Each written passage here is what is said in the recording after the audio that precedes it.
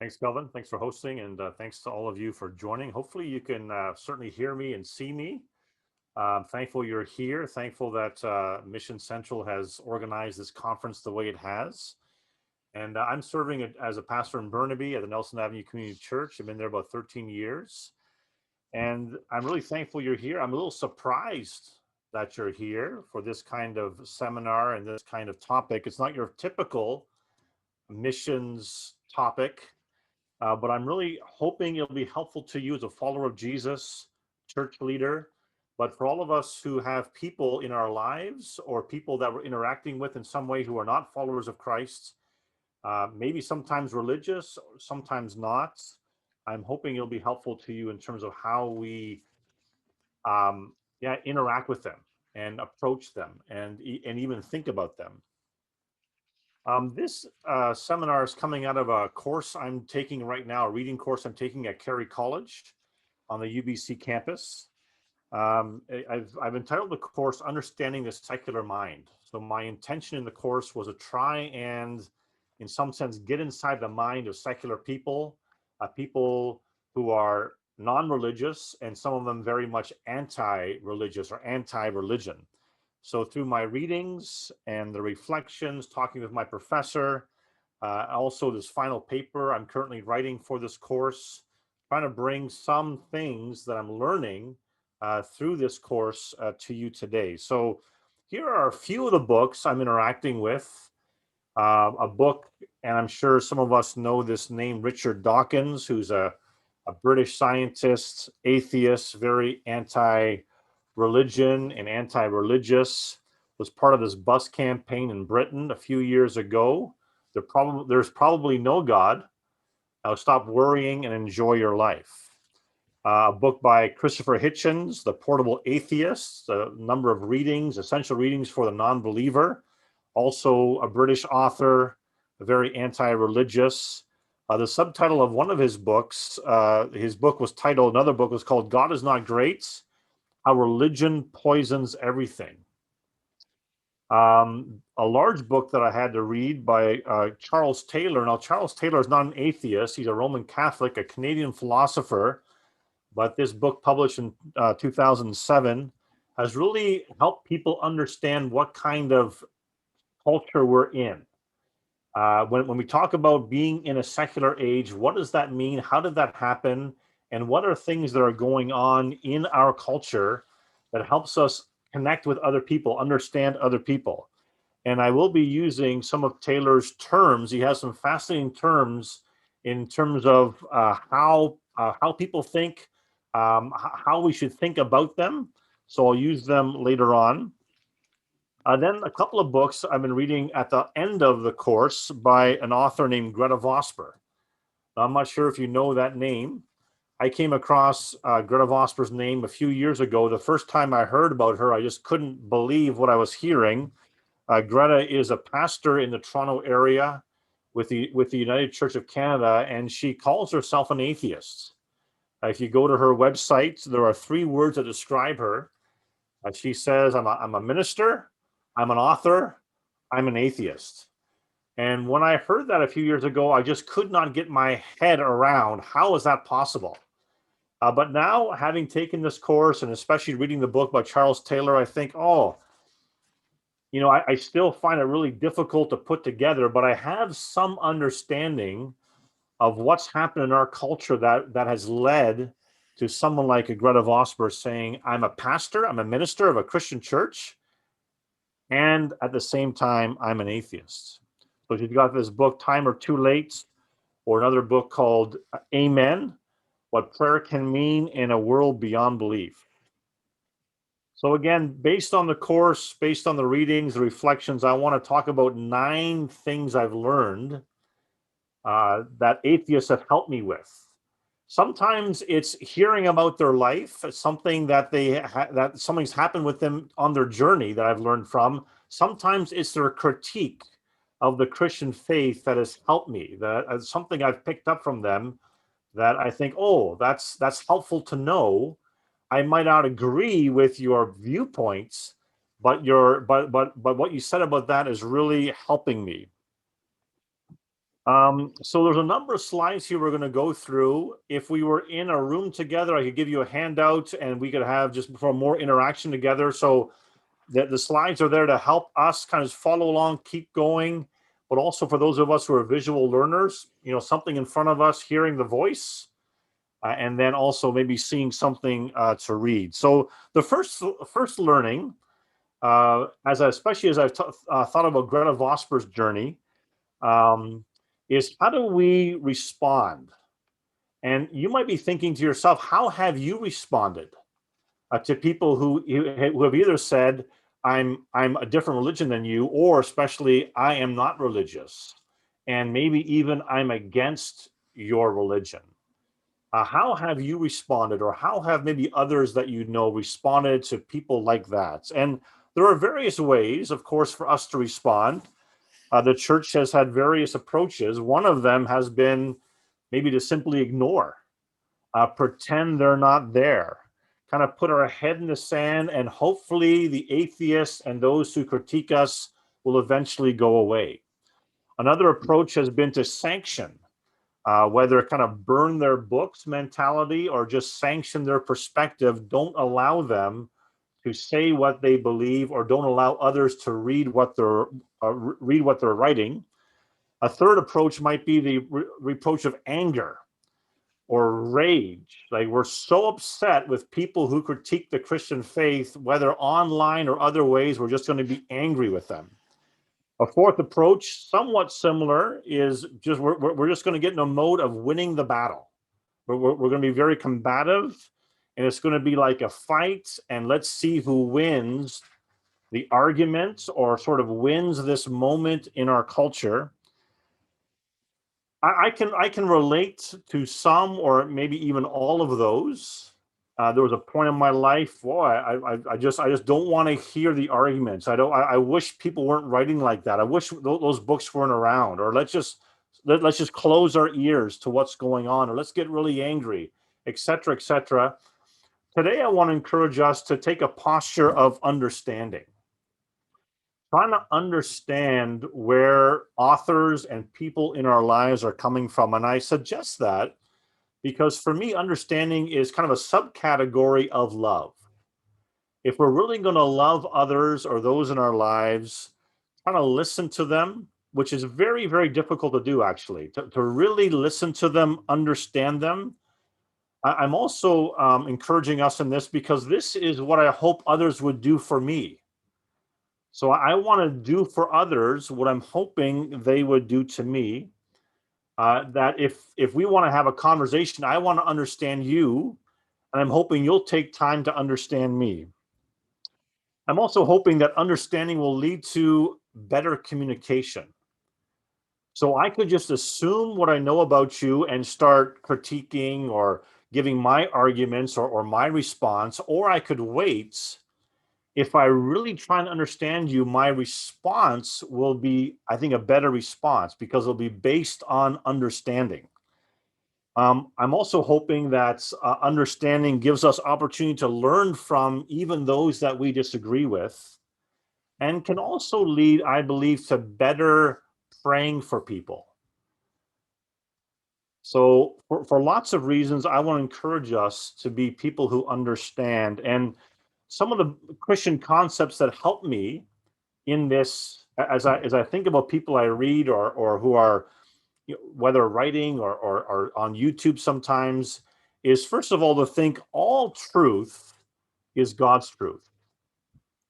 So even the truth that comes from non-believers, if they have truth in their discovery as a scientist or whatever, they're working in some field and they have a discovery or they find something, whatever they find, I can thank God for that. So, or even, especially today, in their critique of religion, the church, the Bible, when their critique is on point, I want to thank God for that kind of truth he brings in my life, even from those I disagree with. Also, this concept, and maybe you're aware of this concept, but this concept of what's called common grace, that God gives gifts and abilities to all kinds of people. So again, I don't have to be fearful. I can realize some people good writers, good communicators, even good critiquers. I can learn from that. I can even thank God for that. And certainly also the power and the life of the spirits. The Spirit is the one who, again, kind of a theme going on here, giving gifts to all kinds of people. But the Spirit, who we confess brings truth into our hearts, into our minds, leads us in the truth, and can also, I'm hoping and praying, through understanding and conversation, lead others to the truth. The Spirit using conversations and discussion to to build a bridge between the gospel and others. So I'm hoping that as we seek to understand, it'll be a kind of what I want to call gentle understanding and responding. And I'm very much influenced by this prayer of St. Francis, who in his prayer, and there's a song based on this prayer, but he says, "O divine master, grant that I may not so much seek to be understood as to understand." So love includes this understanding and also this longing. Of course, I want you to understand me, but so often as Christians, we may have to be those who initiate this. So let me model for you how to understand someone else. There's also this idea deep in Christian tradition of faith-seeking understanding. So the idea is we are all people of faith, and I believe even those who are against faith or religion are people who believe something. They have some kind of um, thing or person or concept that they hold as true. That this is that they aren't able to articulate exactly always why they do, but they have this faith in something. And so as Christians, we understand we come from a position of faith in Jesus Christ. From that position of faith, we're seeking understanding, sometimes in Christian theology, Christian doctrine, the Bible, but also sometimes seeking to understand the other we don't agree with. And the hope is, as from a position of faith, I'm seeking to understand the other person, I want to bring them a message of hope. And I'm picking that up from kind of this classic Christian apologetics verse in the New Testament from 1 Peter 3, verse 15, which I think the first part of the verse I've heard many times. Always be prepared to give an answer to everyone who asks you. So that's the part of always be ready. Always have an answer. But it's interesting how the verse moves along. Always be ready. Always have that answer. Anyone who asks you for the reason for the hope that you have. So yeah, truth. The truth I have, the answer I have, but it's really focused on the hope that we have in Jesus Christ. And then that phrase, but do this with gentleness and respect. So be ready with an answer. Want to talk about hope most of all, and do that gently and respectfully. And I believe, an example. We have an example from the Bible in Acts chapter 17, where Paul is in Athens. He's kind of, in some ways, been harassed so much, he's had to go to Athens and have a little timeout, because in previous churches or cities he's been in, he's been kind of chased out. So he has gone by himself to Athens. He's left other, his co-workers in previous cities. And while he's there, just want to pick up a few verses from this encounter. It says, while he was waiting for them in Athens, he was greatly distressed to see the city was full of idols. Now that's, I think, a response so many of us should have as we look around at our culture. The stress, kind of this response, like there's something wrong. There's lots of good things, but also things like in Athens, all these idols that just bring distress in our hearts. Then it says, so he reasoned in the synagogue with both Jews and God-fearing Greeks, as well as in the marketplace day by day with those who happened to be there. So out of his distress, all kinds of conversation is going on. He's in the synagogue. He's outside the synagogue. He's in the marketplace, all kinds of people he's interacting with.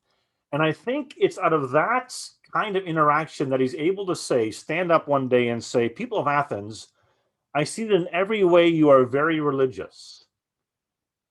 So he's had enough contact with people in Athens, he can say this.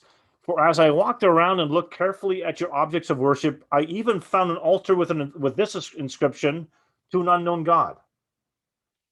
So it's distress leading to some, or not some, lots of conversation, which leads to a sense of understanding that Paul has.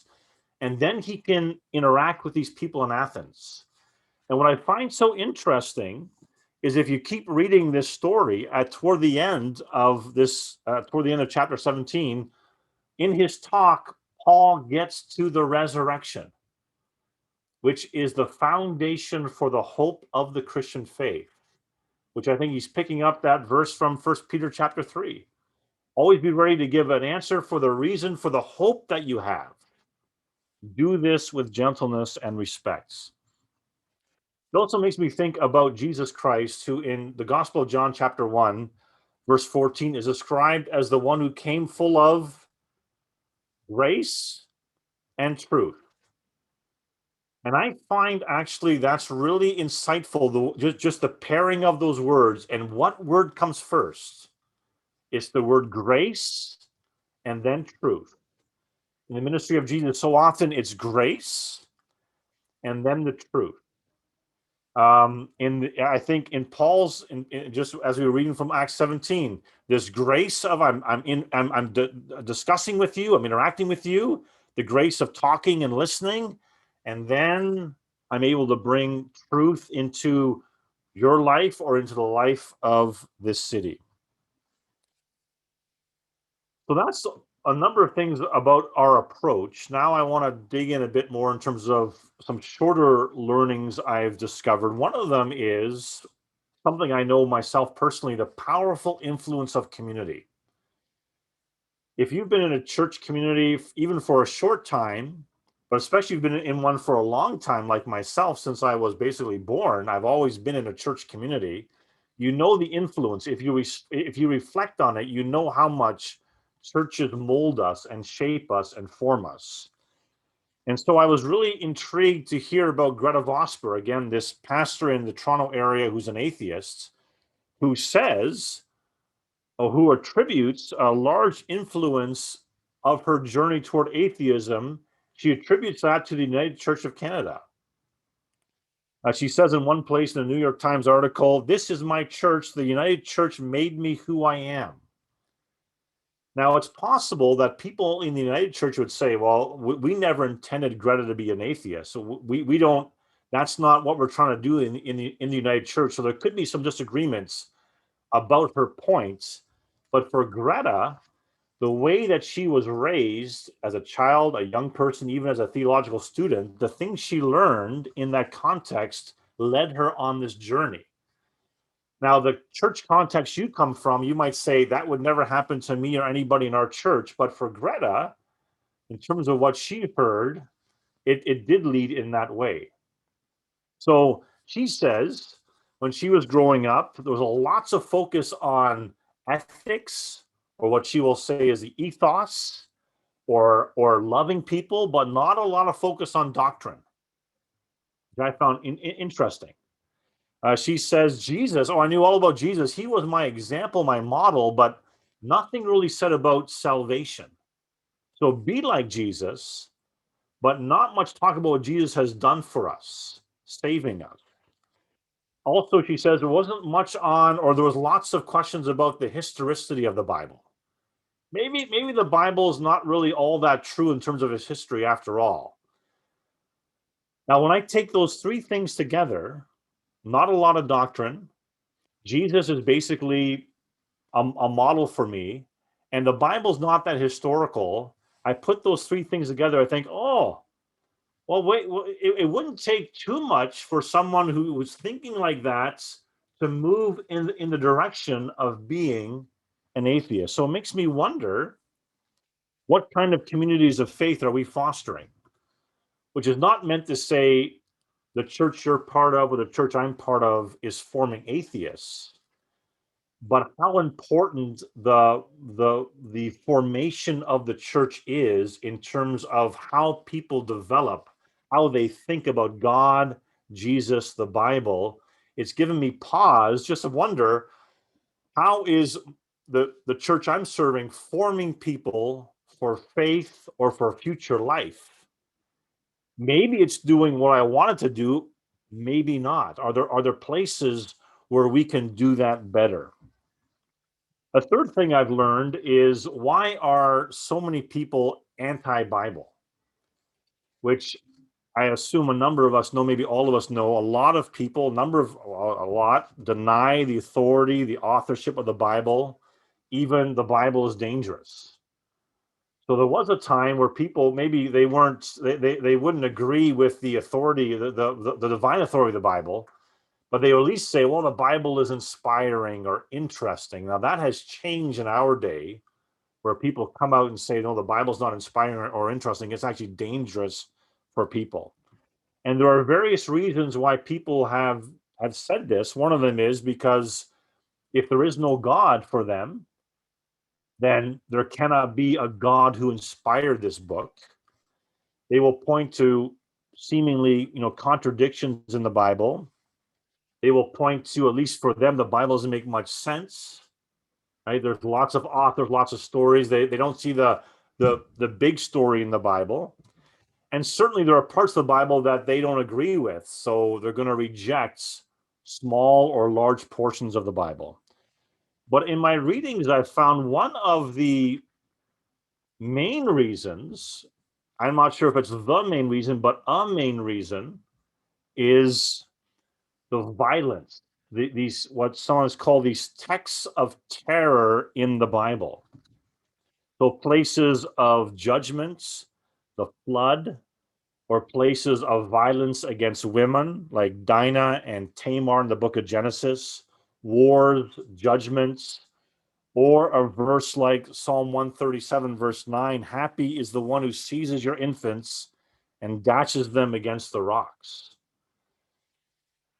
Now, those are just a few examples of the violence in the Bible, and I'm not sure if you've struggled with this or if you know someone who's struggled with this.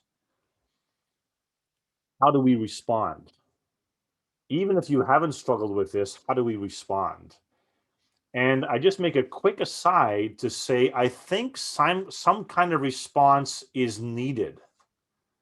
Um, Certainly, that's what I'm trying to talk about today. How do we respond, even as we're learning from the critiques of atheists and secular writers? How do we respond?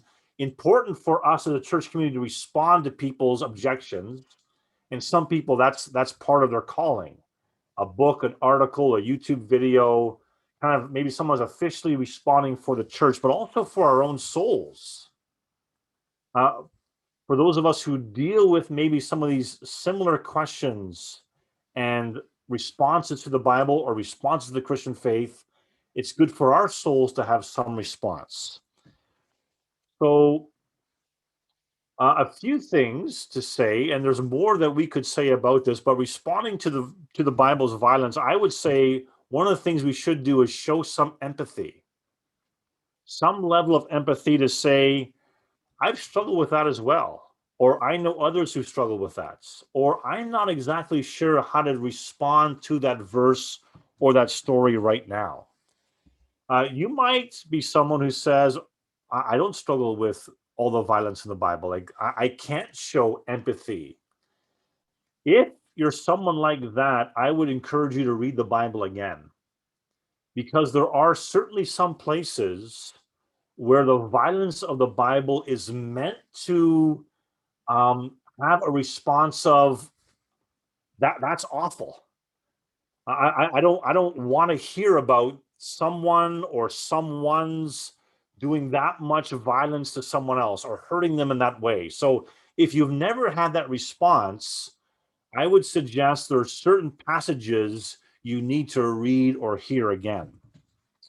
Another response would be just confession, which is one of the great resources that the Christian tradition gives us, to confess, to come clean, to say that was wrong. I'm thinking especially about violence that the church has done. Sometimes thinking the violence in the Bible, or even divinely sanctioned violence in the Bible, is a reason for us to be violent against non-believers or to act out our vengeance against others.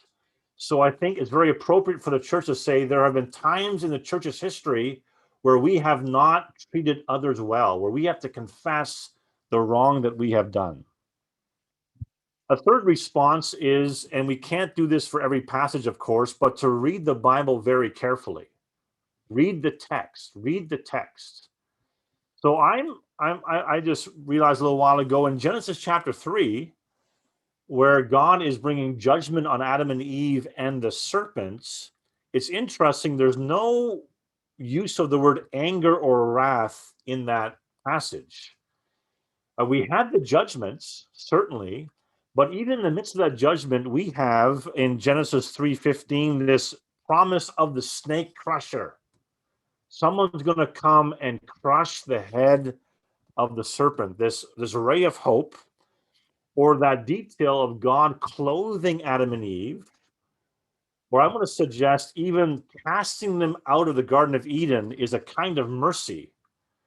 Because if they had stayed in the garden, they would just have kept eating from the tree of life and just stayed in that condition of sin and judgment. So God, in some sense, casts them out as a mercy so that a new story of redemption can begin. I'm also, as I think about the flood story, there is also no talk of wrath or anger as that story is told. We're actually told in Genesis 6:6 that God regretted, or the word can also be God was grieved that he had made human beings on the earth. His heart was deeply troubled, or he was grieved deeply in his heart. Now, that doesn't take away the judgment that comes, this flood that comes. I want to say, as I read that passage again, I realize this is judgment coming out of grief. It's judgment. It's not judgment coming out of anger. Now, again, the judgment's still there, but it gives me a picture of a God who's grieving for his creation, who his heart is grieved for what's happening, and then comes the judgments. It kind of it helps me hear who this God really is.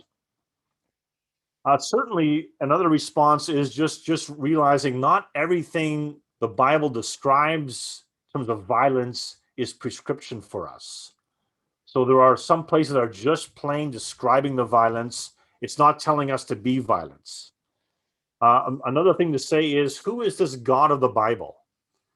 He is certainly creator, helper, shepherd, but do we have a category of God as a judge? Now, I say that realizing all of us are, I think, want to have earthly judges or earthly justice systems. So, can the God of the Bible be a God who has justice for his whole creation? I pick up an idea from the Bible Projects where they have this great video on the Bible as meditation literature. Another way of responding to these passages. Some passages we read once and we get the point. Some passages need a lifetime of reading and reflecting and meditating on. A seventh thing to say is, reading the whole story. So I don't want to be in a passage, even a judgment in the Old Testament, and just stay there. I want to get to the New Testament. I want to get to the rest of the story. I want to get to Jesus, who not only says, love your enemies, but who Romans 5 tells us, God loved the world so much, sent his son. As he sent his son, he was showing love for his enemies. So not just the judgments of the Bible, but those judgments set in the context of the whole story of who this God is. And then I also want to say finding good resources. people who are struggling or trying to help the church struggle with this. So a couple of quick books, one by Tremper Longman, who is confronting Old Testament controversies, including the violence of the Old Testaments. And then a book by a couple of authors, which is not a book. I have to be honest, I haven't read this book yet. It was recommended to me, but the second author there, Gordon Ostie, has a great YouTube video on war in the Old Testament. And one of the things he says in that video is, if you look at all the temples of the ancient Near East, so often temples of kings and pharaohs or whatever they were temples full of descriptions of battle and war and all their victories. And then you contrast that to the temple of Yahweh, which is a temple of peace. If you went in that temple, you should get descriptions of the Garden of Eden. Now, I know I'm just going so quickly over that. He spends like 10 or 15 minutes describing all of that, but I found that so helpful. The temple or the tabernacle of God in the Old Testament is a place of peace for all people. So we have to take that into the context of all the questions we might have about other passages that we read. All right, I was told 10 minutes left. We're going to keep moving here. So learning number 4, I'm taking this word from Charles Taylor, where I talk about excarnated Christianity. So some critics say Christians are too focused on heaven. They don't really care about the earth or this life. So oftentimes for us, we talk a lot about soul, spirit, heaven, the future, eternal life. So an excarnated, out of the body kind of Christian faith. And when I read that, I thought, boy, I think they have a point there. Sometimes we're so focused on the future, we're not here in the presence. And so, at least some response to that or learning from that is that true? And maybe where in our life is that true?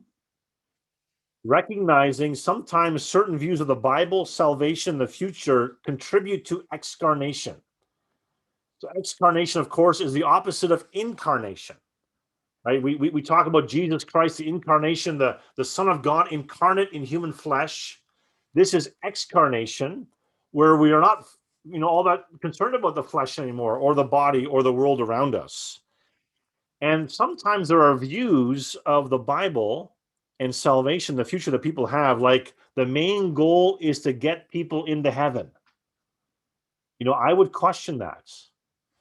Or Jesus came to save my soul. We have to say more. So we have to restore, I believe, a biblical view of the land, the earth, especially read the Old Testament on that. God as creator who loves his creation, the idea of the new heavens and the new earth, and a Christian faith that where Jesus comes to save both the body and the soul. We have to find language to tell people that. A fifth learning is in the area of how do we think about faith? And so many writers, tell us, or they're critiquing the Christian church, religious people are irrational, stupid, and you're part of a cult because you never ask any questions. Christopher Hitchens, just a quick quote, it's called faith, he says, because it's not knowledge. Now, maybe for some Christians, this is true.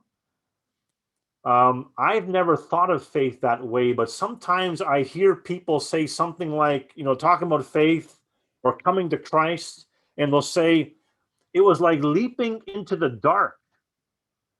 And when I hear that kind of description about faith, I say, oh, now I see what others might think. They think we're just closing our eyes or we have no idea what we're saying yes to when we come to faith in Christ. We're just jumping in the dark. And I would say, I don't think that's biblical faith. I think biblical faith is not necessary. It's not just using our minds, but it doesn't bypass the mind. Even that command to love God with our heart, soul, mind, and strength is a calling for us to also use our minds as we talk about faith journeys, as we talk about what it means to believe in Jesus Christ. Just really quickly, learning number 6, going back again to Greta Vosper, is when she talks about her denomination, this United Church is not about doctrine, but about ethos, about community, about love. And I don't want to. I'm realizing when I'm reading her, I don't want to say, "Oh, it's all about doctrine." Well, I want to say the Christian faith is about right doctrine and right doing, or belonging and believing together, or the title says orthodoxy and orthopraxis, trying hard to be a right speaking, but also a right acting kind of community. Learning number 7, and we're moving fast here, I realize that, but as I've been reading these authors, I've realized, there are places of doubt in the Bible itself. The Bible is not afraid to talk about the doubters. So certainly in Jude 22, we hear, be merciful to those who doubt. But this amazing passage from Matthew 28, this is after the resurrection. The 11 disciples went to Galilee, to the mountain where Jesus told them to go. When they saw him, they worshiped him. And I can't believe this next phrase, but it says, but some doubted. They're seeing the resurrected Christ. There's worship going on, and there's also doubt in the community. Now, this sounds like Sunday morning to me. And I want to realize it was happening to the early disciples. It happens to us. Let's acknowledge that, and let's show mercy to those in our church communities and maybe outside as well who are raising doubts. Learning number 8, really quickly here, this phrase that Charles Taylor uses called cross-pressured. Basically, there's a definition going to come on the screen here, but basically, we have the pressures of heaven and the pressures of earth, or the transcendent or the immanence. We have different thoughts in our minds or in our hearts. So we might have someone, and here's some examples. Greta Vosper might say, I'm an atheist. But when I read her books, she still talks about a God or the sacred or sanctity or the infinite or the divine. I want to say, Greta, how can you do that? But this is a cross-pressured person. I'm non-religious, but I'm spiritual. Or someone like Sam Harris, who's really against religion, but he advocates a spirituality based on Buddhist meditation. He doesn't say be a Buddhist. He doesn't agree with the Buddhist religion, but this meditation that comes out of the Buddhist religion, I commend it to you. Or I was watching this show called Away on Netflix, where I'm not sure if you watched that. There's astronauts going to Mars, and it's like scientific discovery, kind of the science and the reason on the one hand, and one of the characters has a strong Jewish faith. And at key moments, these things are kind of back and forth, like both of them being presented to us on the screen, almost like they have to somehow go together. But I was so amazed to see that in this Netflix TV series. Finally, I just want to say, learning number 9 is that as I read authors and read books, I realize the church, we have the same kinds of things going on in the church community, that the secular is us in many ways. And I want to respond to those questions people have. I want to be a community of mercy, but also I want to realize that there are people among us and Christians in all kinds of church communities who are doubters. They read books and have influences on them about the Bible and other things that lead them in certain directions away from the faith. We want to be aware of those books.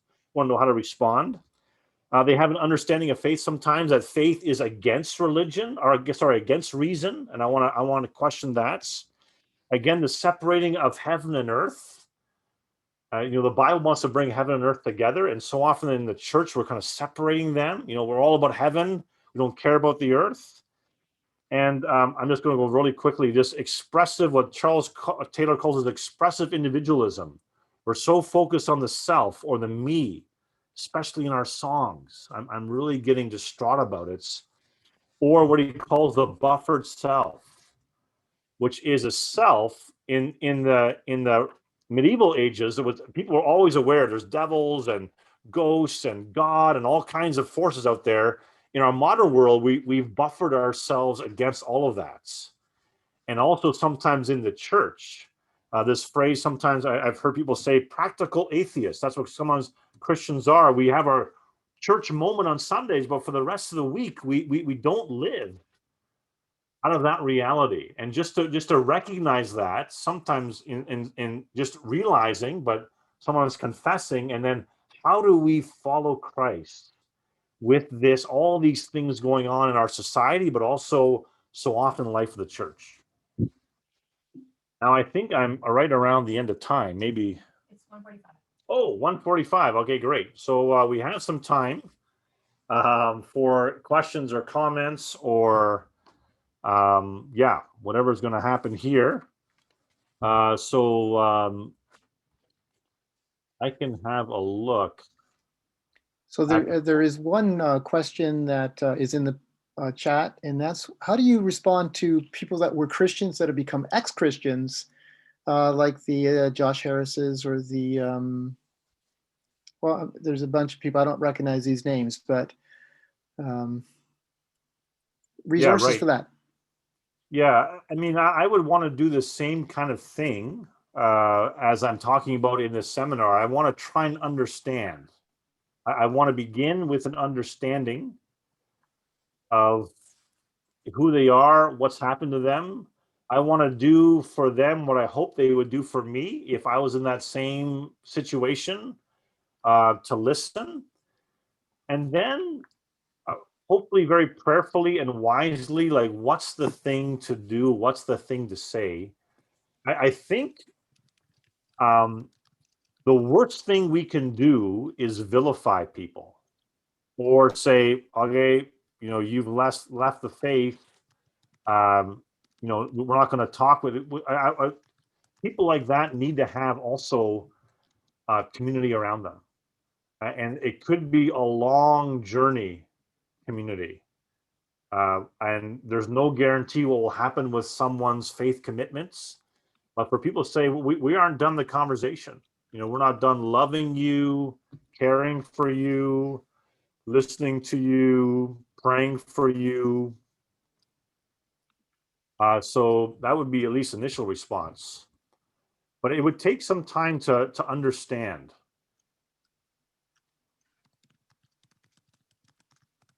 Now, some people are raising their hand, and I don't think we have that live interaction where we can hear your voice. So the best thing for you to do now is write a question in the chat so that we can engage with you.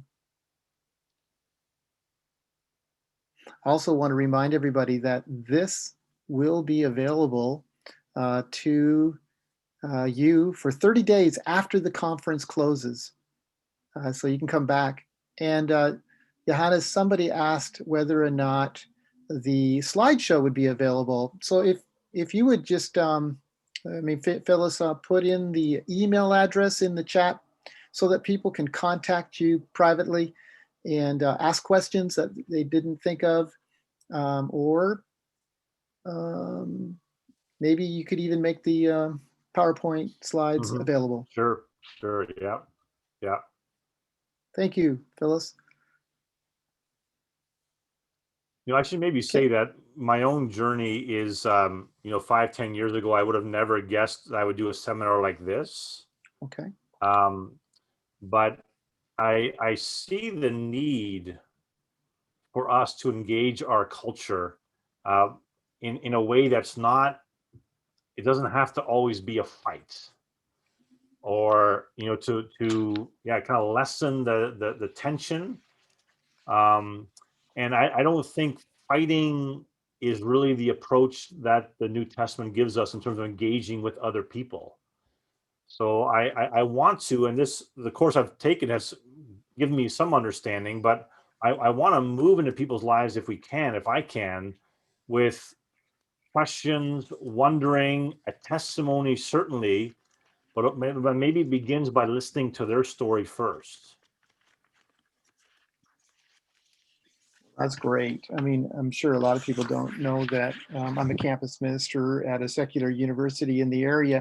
And I want to have spiritual conversations with students. And if I ask questions and listen well to those questions, and demonstrate that I'm appreciating and listening to their input about what their goals in life are, what they find valuable, um, even respecting their questions about, what would they ask God if they could. Mm, Uh, it opens a door to them mm, asking you that next question. So why, how would you answer that question?